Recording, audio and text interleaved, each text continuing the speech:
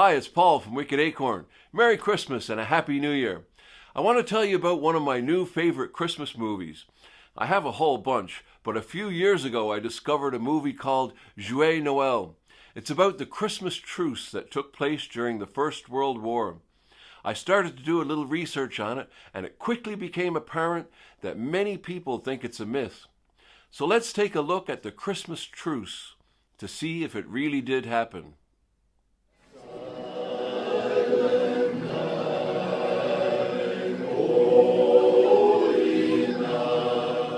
The Manchester Guardian, December 31st, 1914.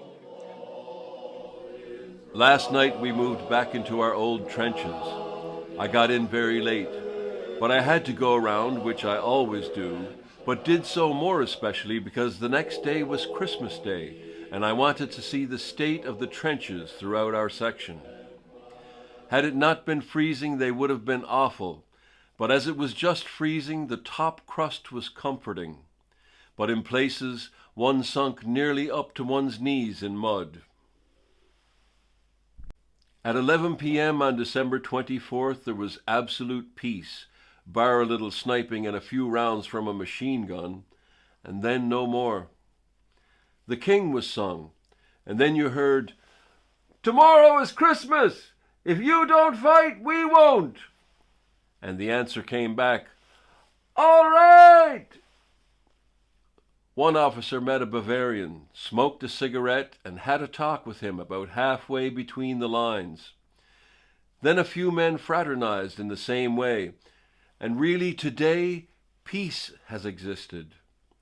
Men have been talking together, and they had a football match with a bully beef tin, and one man went over and cut a German's hair. Happy Christmas. Frohe Weihnachten. Around this time of year here in the UK, everybody eagerly awaits the Christmas adverts. These 2 to 3 minute mini movies are usually very touching. They give you goosebumps and sometimes melt your heart. It marks the beginning of the Christmas season. Now back in 2014, Sainsbury, that's one of the supermarkets here, did a Christmas advert celebrating the 100th anniversary of the Christmas truce.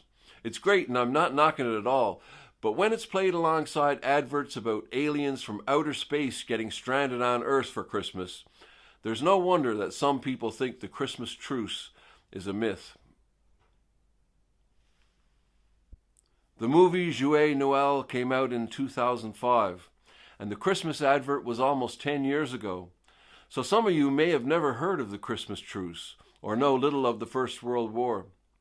At the beginning of World War I, people were saying, "It'll be over by Christmas," but it wasn't. Many went from fear of an early end to the war to wishing for it. In the beginning it was fast moving, but soon both sides bogged down, and there was little or no forward movement. Little ground was taken, and it quickly turned into trench warfare. The tactics of all the previous wars were useless. They had to learn how to fight a new kind of war. This was the introduction to modern warfare. The war was young, only a few months old in December, and most historians will tell you that's why the Christmas truce happened. The major atrocities of the war were yet to come. Gas attacks and battles like the Somme were years away. But by now they knew this wasn't what they signed on for. Trench warfare was boring, dirty, and very, very dangerous. Freezing cold, knee-deep mud, no movement, and a near constant barrage of enemy shells.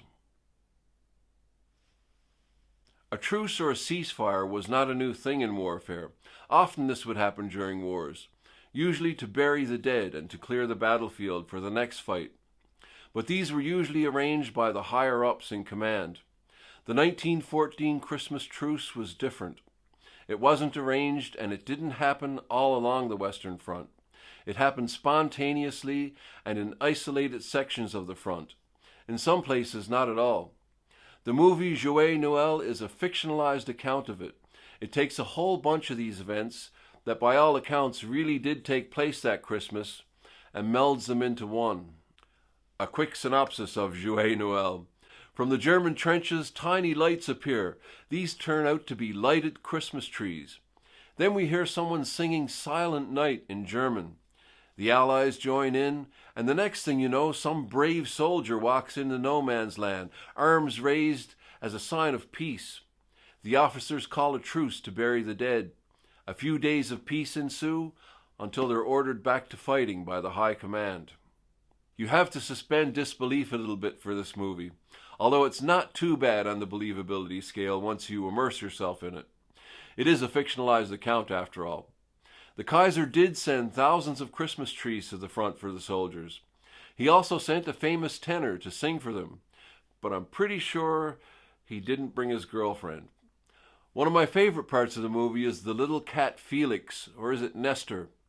The little cat has no allegiance. He goes back and forth from the French to the German side. This happened in real life, but the cat was ceremonially executed for being a spy. The cast refused to participate in that scene. The Germans give letters to send to loved ones. These type of things really happened in the Christmas truce. Many Germans had worked in Britain before the war and could speak perfect English. One asked Lieutenant John Wedderburn Maxwell of the Royal Field Artillery to post a letter to his girlfriend in Manchester, which the British officer duly did. There are various reports of impromptu football matches. Soldiers did bring footballs to the front. They would toss the ball into no man's land before an assault, and the men would advance towards the enemy by kicking the ball forward. But after 5 years in this country, I can attest that you do not need a football for a football kickabout to happen. Everything becomes a football, even a bully beef tin. Historians are reluctant to say what happened, reluctant to make assertions, but there are too many first-hand accounts for it to be all made up. This was before letters from the front were censored and newspapers were free to print such stories. What did it do for morale? No doubt it lifted people's spirits back home, knowing their loved ones had a little peace at Christmas. There are many photos of the Christmas truce. Soldiers brought their own cameras to the front, but were discouraged from taking pictures. However, there are many photos of German and British soldiers fraternizing. This photo shows Rifleman Malcolm Grigg during the Christmas truce, surrounded by his new German friends. Later, Grigg received a commission in the 17th Manchesters. He was killed in action at Trones Wood on the 9th of July, aged 22. Another letter that appeared in the Manchester Guardian says it best. This one appears to be from the German perspective. Suddenly, from the enemy, hurrahing was heard, and, surprised, we came from our mouse holes and saw the English advancing towards us, waving cigarette boxes, handkerchiefs, and towels. They had no rifles with them, and therefore we knew it could only be a greeting, and that it was all right. We advanced towards them about halfway. We were only about 200 meters from each other.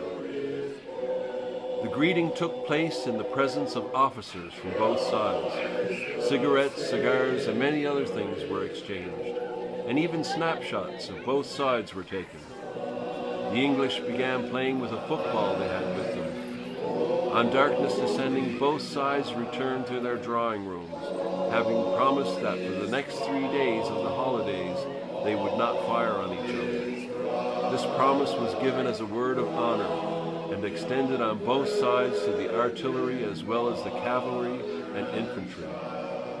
The French lay a little further away, and therefore did not take part in this. They were under fire the whole day by our artillery. We were able to move about the whole of Christmas Day with absolute freedom. It was a day of peace in war. It is only a pity that it was not a decisive peace.